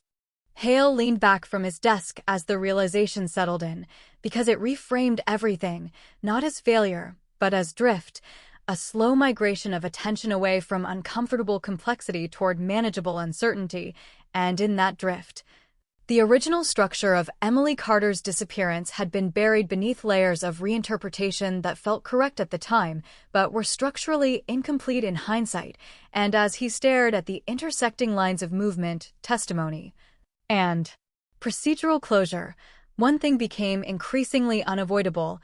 The case had not been sitting still for 28 years. It had been quietly rewritten by every person who had touched it, until what remained was not a single missing girl in a cornfield, but a fractured memory of what everyone thought they had seen, and somewhere inside that fracture, something deliberate was still waiting to be identified. Hale woke to the sound of his own desk lamp still burning, a thin orange glow cutting through the gray morning light, and for a moment he could not remember whether he had fallen asleep at all or simply drifted into a shallower layer of thought. Because the Emily Carter case no longer behaved like a file he was reviewing, it behaved like a system he was living inside, and that realization had begun to blur the boundary between investigation and immersion in a way that felt increasingly irreversible. The first thing he saw when he looked back at his reconstructed maps was that something had changed overnight, not physically, but perceptually, because the more he revisited the overlapping corridors of movement, the more certain lines began to feel less like possibilities and more like inevitabilities, and one path in particular stood out with uncomfortable clarity, the service corridor behind the stage leading toward the northern exit, not because it was new, but because it now appeared as the only route that consistently satisfied all confirmed sightings without contradiction, and that kind of convergence does not happen in chaotic systems unless there is structure guiding it. He re-examined the teenage volunteer's statement again, the one that had once seemed like noise. She wasn't alone in the cornfield either, and this time he stopped treating it as confusion and started treating it as a reference point. Because the wording implied continuity, not speculation, as if the boy had observed not a single moment, but a pattern of presence extending beyond visibility. And Hale began to wonder whether the assumption that Emily's disappearance began at the fair was itself incorrect, whether something had already shifted before she ever reached the northern exit, something subtle enough that witnesses interpreted it as ordinary interaction rather than the beginning of disappearance.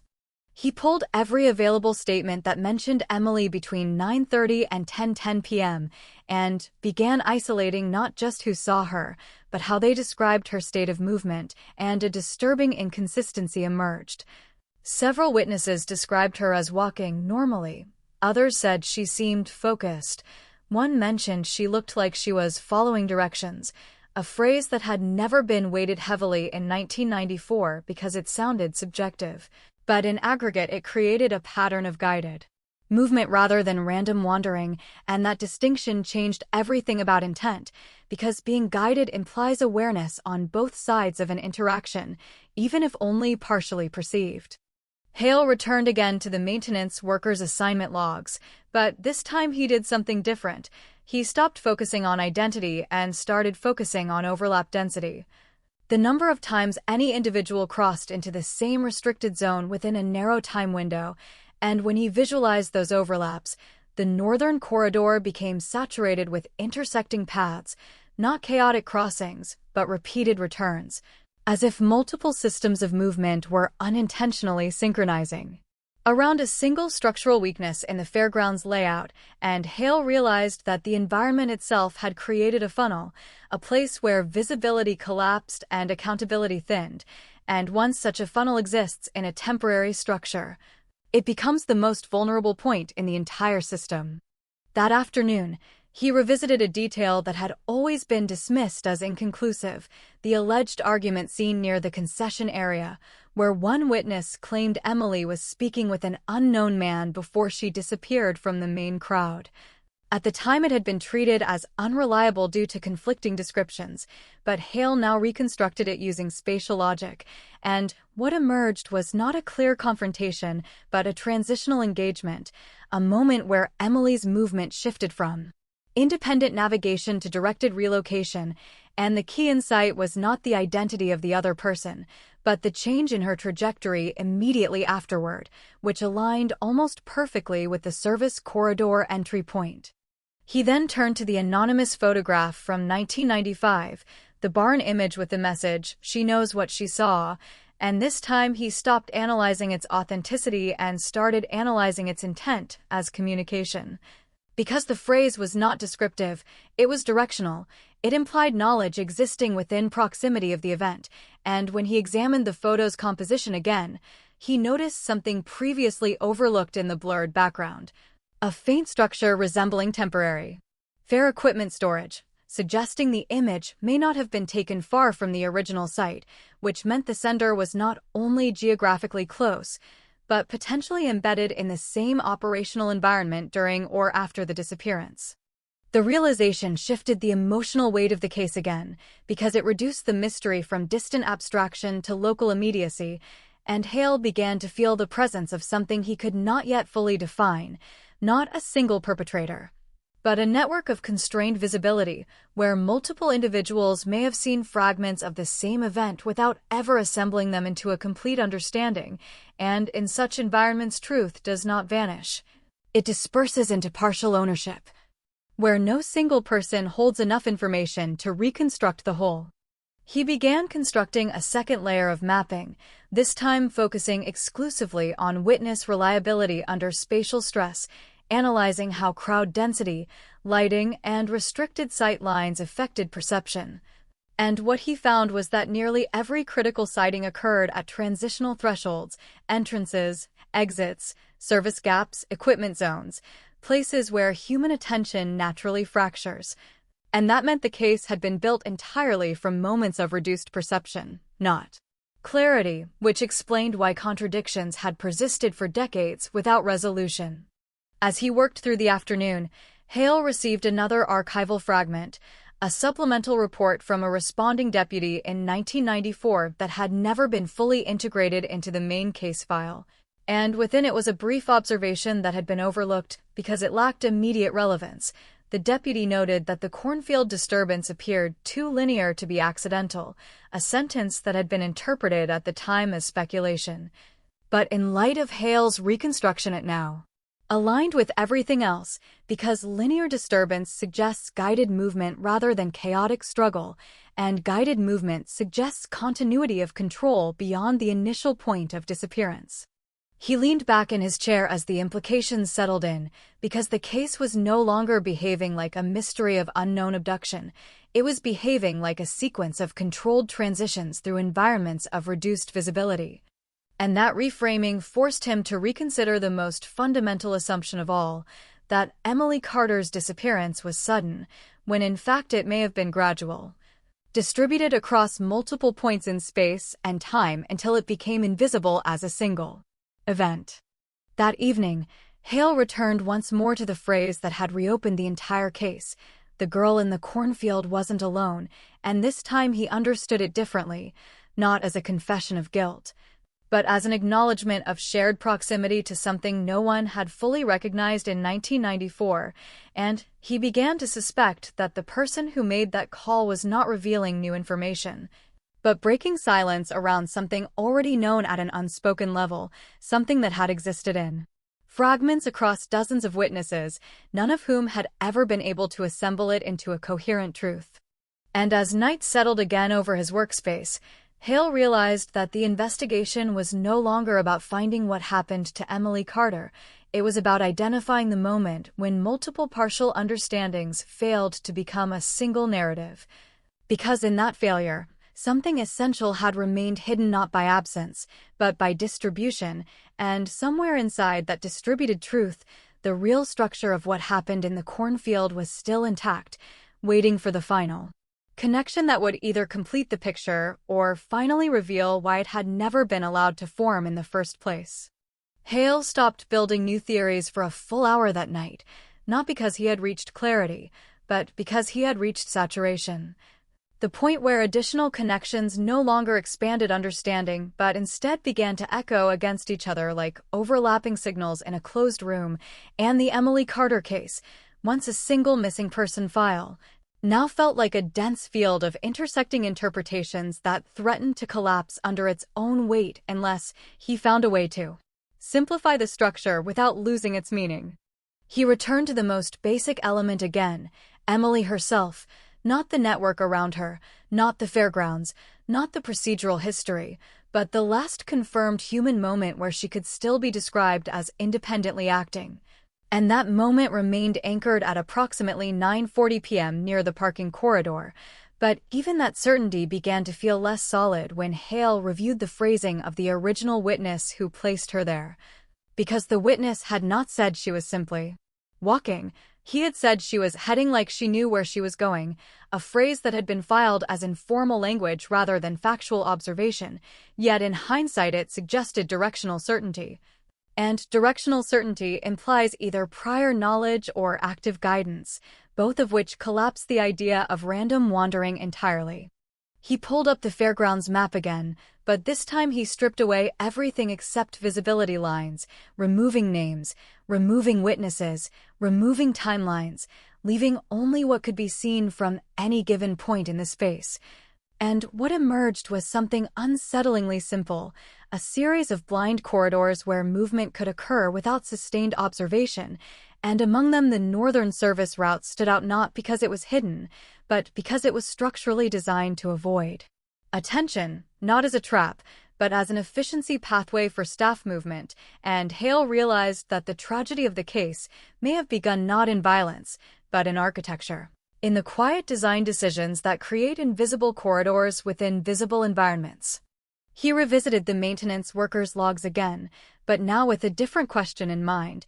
Not where was he, but who else shared those same access pathways. And in doing so, he uncovered something that had never been compiled into a unified dataset during the original investigation: clusters of overlapping access permissions among seasonal staff, volunteers, and contractors. Individuals who never appeared together in witness statements, but who occupied the same spatial permissions within the same narrow time frame, and that overlap created a kind of silent network, not of conspiracy, but of potential contact, where any two individuals within that system could theoretically intersect without it being recorded as significant at the time. Hale began mapping those overlaps onto a temporal grid, and the result was no longer chaotic, it was rhythmic, as if the fairgrounds operated with hidden cycles of movement that only became visible when viewed through accumulated data rather than individual memory. And within that rhythm, Emily's final movements began to resemble synchronization rather than interruption, as if her path had aligned temporarily with the underlying flow of operational activity before diverging into invisibility. And that idea unsettled Hale more than any suspect profile ever had, because it suggested that disappearance might not have required force at its origin point, only alignment with a system that naturally erased visibility under certain conditions. The next fragment that shifted his understanding came from an unrelated administrative report about equipment staging near the northern exit, where a temporary lighting rig had been repositioned shortly before the end of the event. And according to the note, the adjustment required rerouting foot traffic for safety reasons, a detail that had seemed irrelevant in 1994 but now appeared critical, because rerouting foot traffic during peak dispersal hours creates forced movement corridors, channels, through which individuals must pass regardless of intention, and if Emily's last known trajectory intersected with such a rerouted channel, then her movement may have been partially shaped by logistical decisions she never consciously engaged with. He paused at that realization, because it reframed the entire disappearance as something that could emerge from structure rather than intent, not in a way that diminished responsibility, but in a way that complicated the origin of control. And Hale found himself confronting an uncomfortable possibility that multiple small decisions, each harmless in isolation, may have collectively created a pathway where unpredictability was reduced just enough for something irreversible to occur without immediate detection. Later that afternoon, he returned to the volunteer coordinator's testimony once more, but this time he focused on the emotional cadence of her retraction, the shift from observation to uncertainty, and he began to see it not as a correction, but as a compression of language under pressure, a reduction of complex perception into safe ambiguity, and that compression, repeated across multiple witnesses in different forms, created a pattern that suggested not deception, but adaptation. People reshaping their statements not necessarily to hide truth, but to survive the consequences of stating it too clearly in an environment that could not support its complexity. Hale expanded his reconstruction again, now including not just physical space and human movement, but procedural response time, the delay between sightings, the gaps between reports, the intervals where no official attention was applied. And in those gaps he discovered something even more revealing, a consistent pattern of inactivity clustered around the same geographical corridor, as if the investigation itself had unconsciously mirrored the structural blind spots of the fairgrounds. Repeatedly missing the same zones where visibility naturally collapsed, and over time that mirroring effect had reinforced itself, creating a feedback loop between physical space and investigative focus. As evening approached, Hale received a digitized fragment of a secondary witness interview conducted months after the disappearance, a man who had initially claimed he saw nothing unusual, but later added a single sentence during a follow-up conversation, stating that he remembered people moving too calmly for that time of night, a detail that had been dismissed as subjective interpretation, yet Hale now recognized it as potentially significant because abnormal calm and transitional environments often indicate structured directionality, when people are not deciding independently but following an implicit flow that reduces hesitation. He leaned back again, realizing that the case was no longer centered on a single act of violence or abduction, but on a moment where multiple independent systems of movement intersected in a way that produced invisibility. And that invisibility did not require erasure, only redistribution of attention across too many partial observers for any one of them to form a complete picture. That night, Hale found himself returning to the cornfield evidence one final time, but not for new information, only for confirmation of structure, and what he saw there now felt almost inevitable, the backpack placed rather than discarded.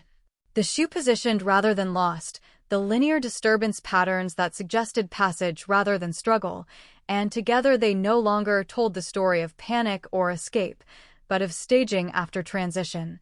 A rearrangement of objects meant to stabilize the narrative that would eventually form around them. And as he sat in the dim light of his archive room, surrounded by overlapping maps, fragmented statements, and procedural notes that now felt less like records and more like traces of a system trying to describe itself, Hale understood that the real mystery was no longer where Emily Carter went or who she was last seen with, but how an entire environment, both physical and human, could allow a disappearance to occur in such a way that every participant believed they were witnessing something ordinary, even as something extraordinary was quietly unfolding between the gaps of their attention. Hale reached a point in the investigation where language itself began to feel inadequate, not because the facts were unclear, but because the structure behind them was too layered to be expressed in simple narrative form. And every attempt to reduce it back into linear causality seemed to flatten something essential, as if the Emily Carter case resisted being told in a single direction and instead demanded to be understood as a convergence of simultaneous realities that only appeared sequential. After the fact, he returned again to the reconstructed fairgrounds, but this time he removed all assumptions about intention and instead focused purely on constraint, where people could not go, where sight lines broke, where movement narrowed. And what emerged was a map not of paths taken but of paths permitted, and within that map the Northern Service Corridor was no longer just a suspicious location. It was the primary channel through which multiple systems of movement naturally converged once crowd density reached a certain threshold, and that meant Emily's disappearance may not have required extraordinary circumstances at all, only ordinary flow reaching its predictable limit. He examined the timing data once more, but instead of treating it as a sequence of events, he treated it as pressure buildup, because large gatherings do not function as static environments. They behave like compressible systems.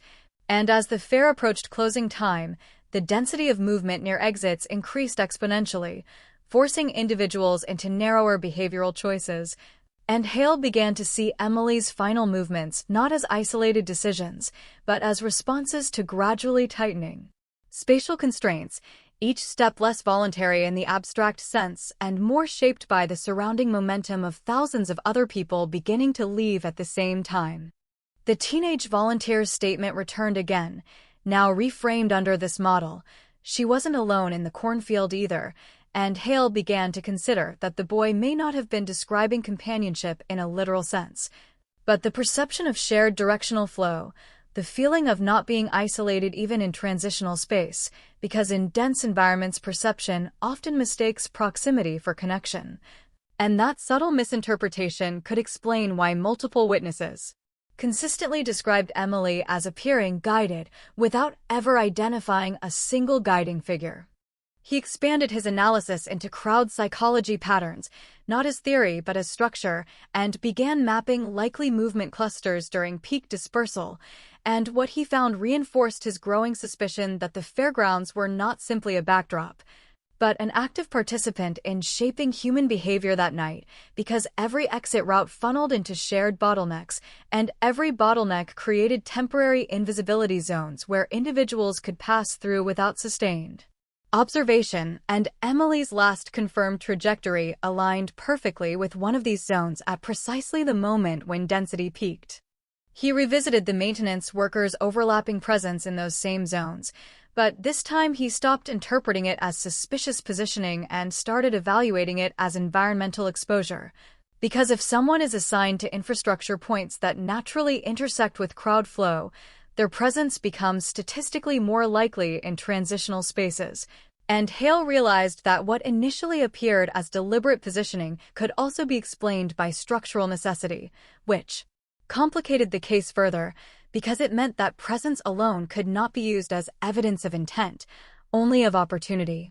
That realization forced him to reevaluate the entire concept of suspect, because in systems like this, opportunity is distributed unevenly but widely, and many individuals share access to the same critical zones without ever interacting directly, which meant the investigation's historical focus on individuals may have been fundamentally misaligned, because it treated human actors as isolated decision points rather than as nodes within a shared environmental system.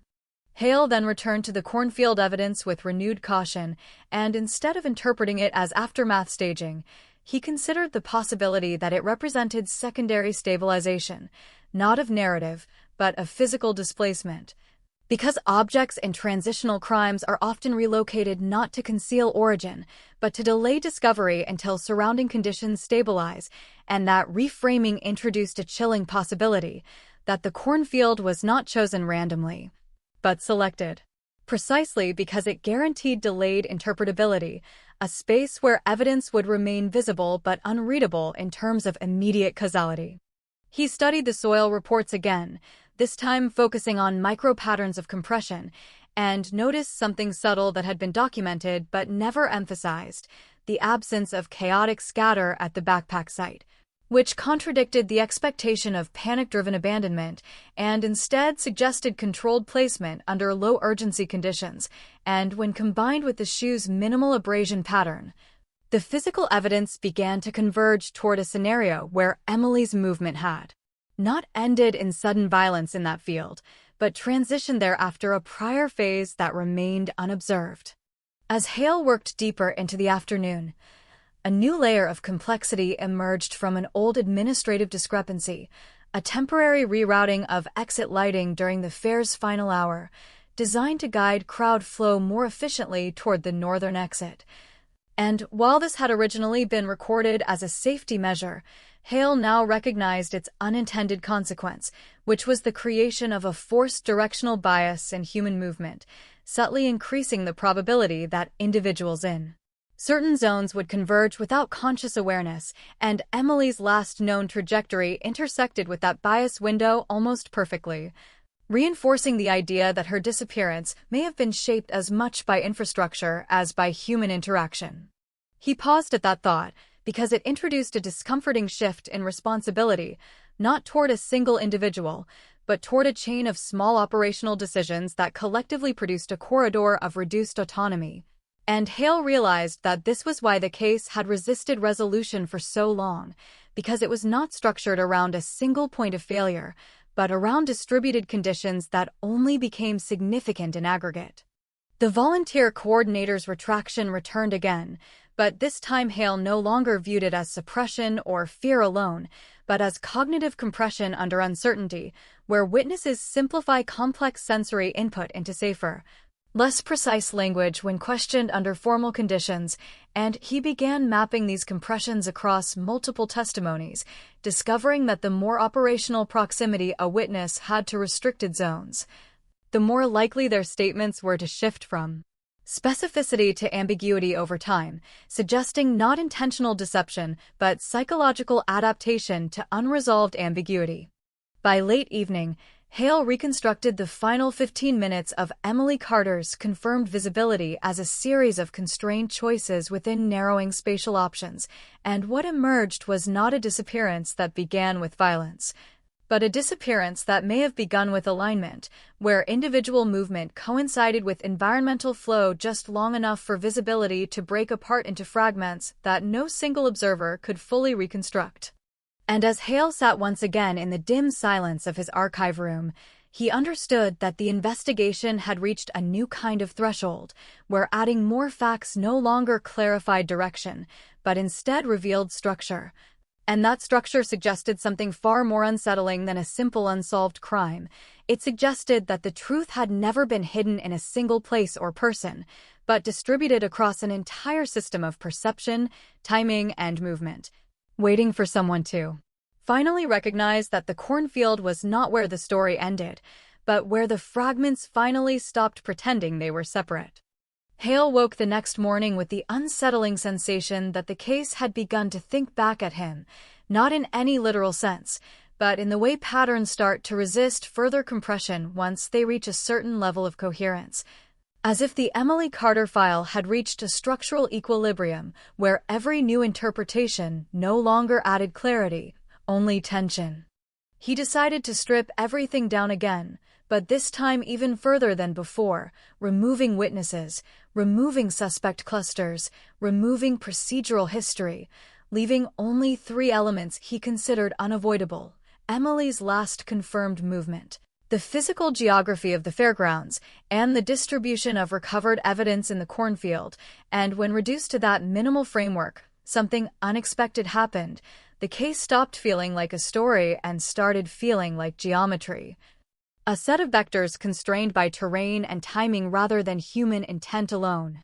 He focused first on the northern exit corridor again, but now without narrative overlay, and mapped it purely as a pressure channel, where crowd density increased while visibility decreased, and he overlaid that with the lighting adjustment logs, which indicated a temporary rerouting of movement paths during peak departure, and the intersection of those two systems created a narrowing funnel of human flow that reached its maximum intensity at approximately the same time Emily was last seen.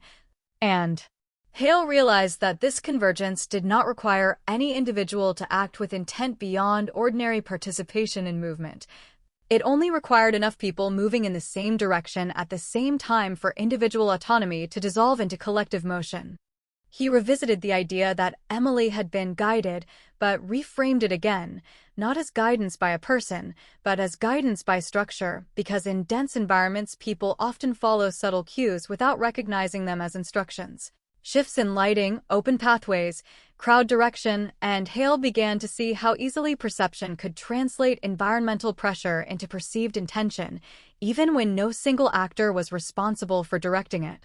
The maintenance workers' logs now appeared less like suspicious behavior and more like structural inevitability.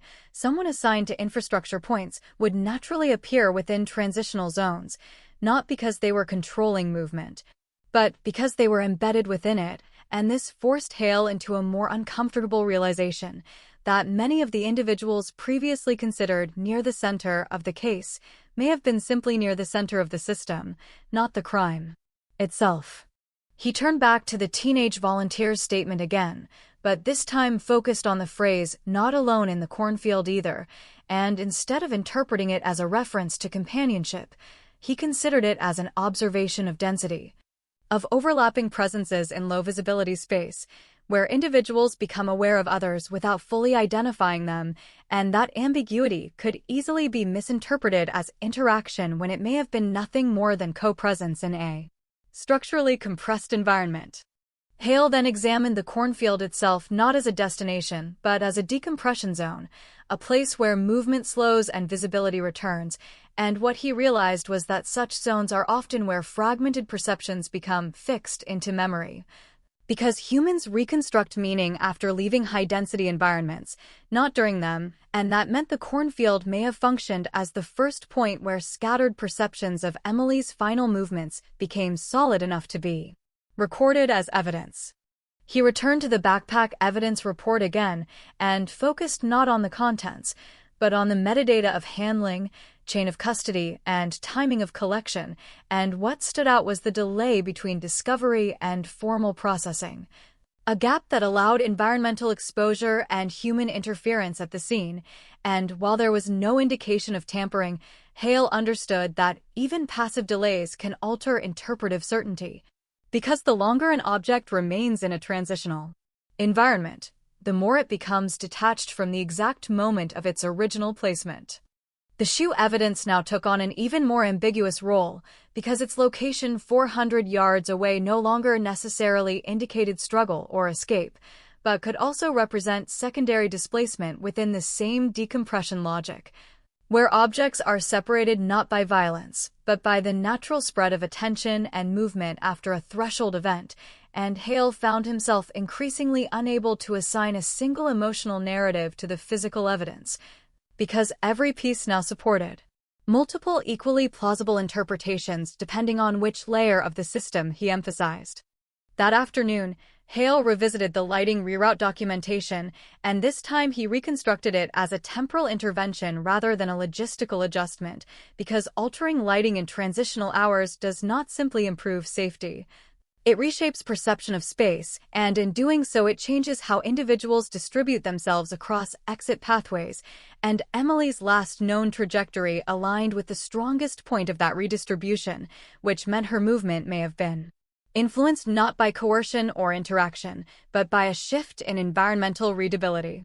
He paused again at that realization, because it introduced a difficult inversion of the case, where disappearance was not necessarily the result of someone acting upon Emily, but the result of Emily moving through a system that was itself undergoing reconfiguration at the exact moment of her passage. And Hale understood that this kind of coincidence is exactly what makes certain disappearances so resistant to resolution, because no single actor can be isolated as the origin of causality. He returned once more to the anonymous 1995 photograph, but this time focused on its emotional implication rather than its origin, the phrase, "she knows what she saw," and considered that the message might not refer to Emily at all, but to another witness embedded within the same system of fragmented observation, someone who understood more than they were willing or able to articulate. And the photograph could represent an attempt to externalize partial knowledge into a physical artifact that could survive investigative distortion over time. By evening, Hale expanded his model again, but instead of adding detail, he added uncertainty ranges, probability bands around movement paths rather than fixed lines. And what emerged was a shifting corridor of possibility rather than a single reconstructed route, and within that corridor, Emily's disappearance no longer appeared as a discrete event, but as a phase transition, where individual visibility degraded gradually as environmental density increased and interpretive clarity collapsed. And as Hale looked at the evolving structure on his desk, surrounded by maps, reports, and fragments of testimony that now behaved less like evidence and more like interacting components of a larger system, he understood that he was no longer trying to solve a missing person case in the traditional sense. He was trying to identify the point at which perception itself failed to maintain coherence, and in that failure, the truth about Emily Carter was not hidden. It was simply no longer observable from any single fixed position in time or space. Hale began part 9 of his reconstruction with a decision that felt less like strategy and more like necessity.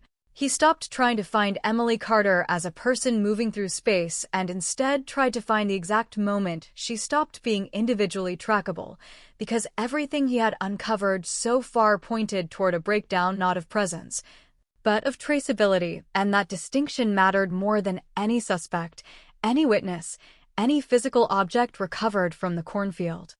He returned to the narrow window between 9:35 and 9:45 p.m., the period that had always functioned as the hinge of the entire case, and he rebuilt it again, but this time using only overlapping certainties, confirmed sightings, fixed infrastructure points, and documented environmental changes, and what emerged was a compressed corridor of time where multiple systems intersected at once: crowd dispersal, lighting adjustment, staff movement, and transitional flow toward exits.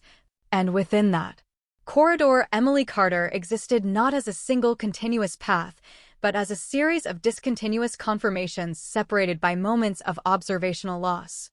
Hale began marking those losses more carefully, not as gaps in investigation, but as gaps in visibility, and once he treated them as structural rather than accidental, a pattern emerged that had been hidden in plain sight for decades. Every missing interval aligned with a point where the fairground's physical structure forced attention away from individual tracking and toward collective movement, and in those moments, Emily was not lost. She was simply unresolvable within the observational capacity of the environment.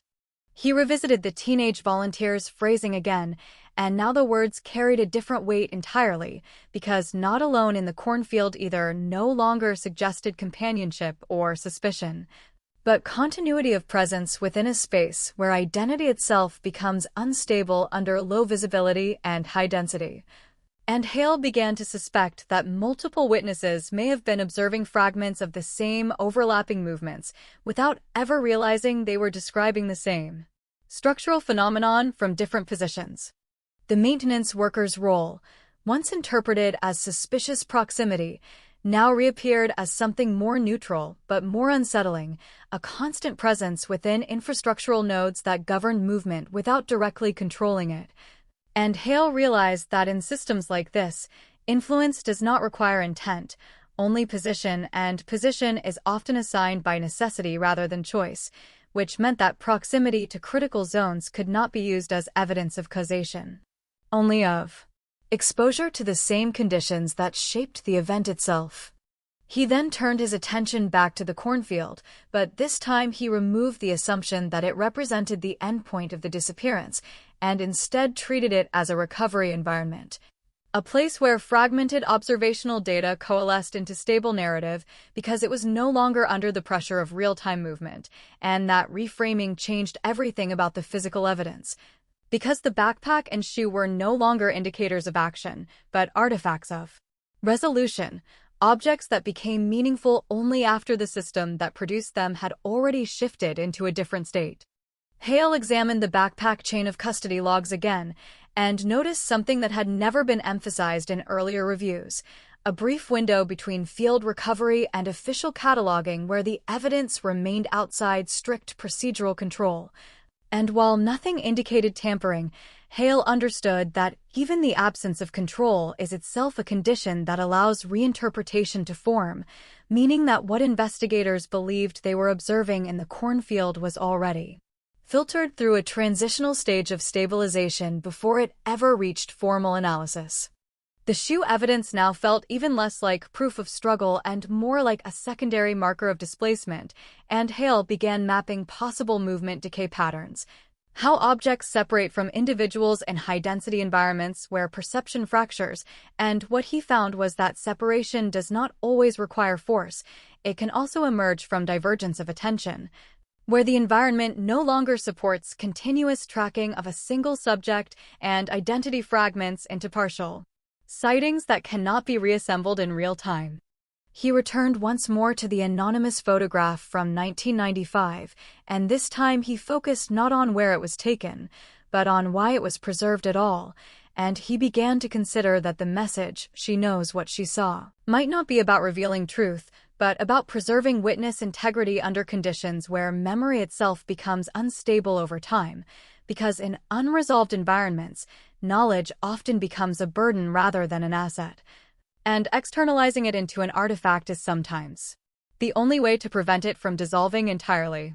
By midday, Hale had restructured the entire case into a three-layer system: environmental structure, human movement, and observational breakdown.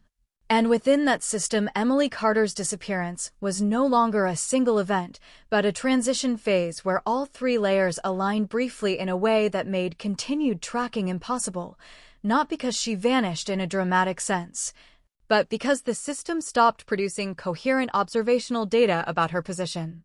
He tested this model against every known witness statement, and what he found was striking, not a contradiction, but a consistent limitation. Every observation degraded at the same structural boundary points, exits, service corridors, lighting transitions, and crowd dispersal zones, and this meant that witnesses were not necessarily unreliable. They were simply operating within the same perceptual constraints, all describing fragments of a system that no single perspective could fully capture.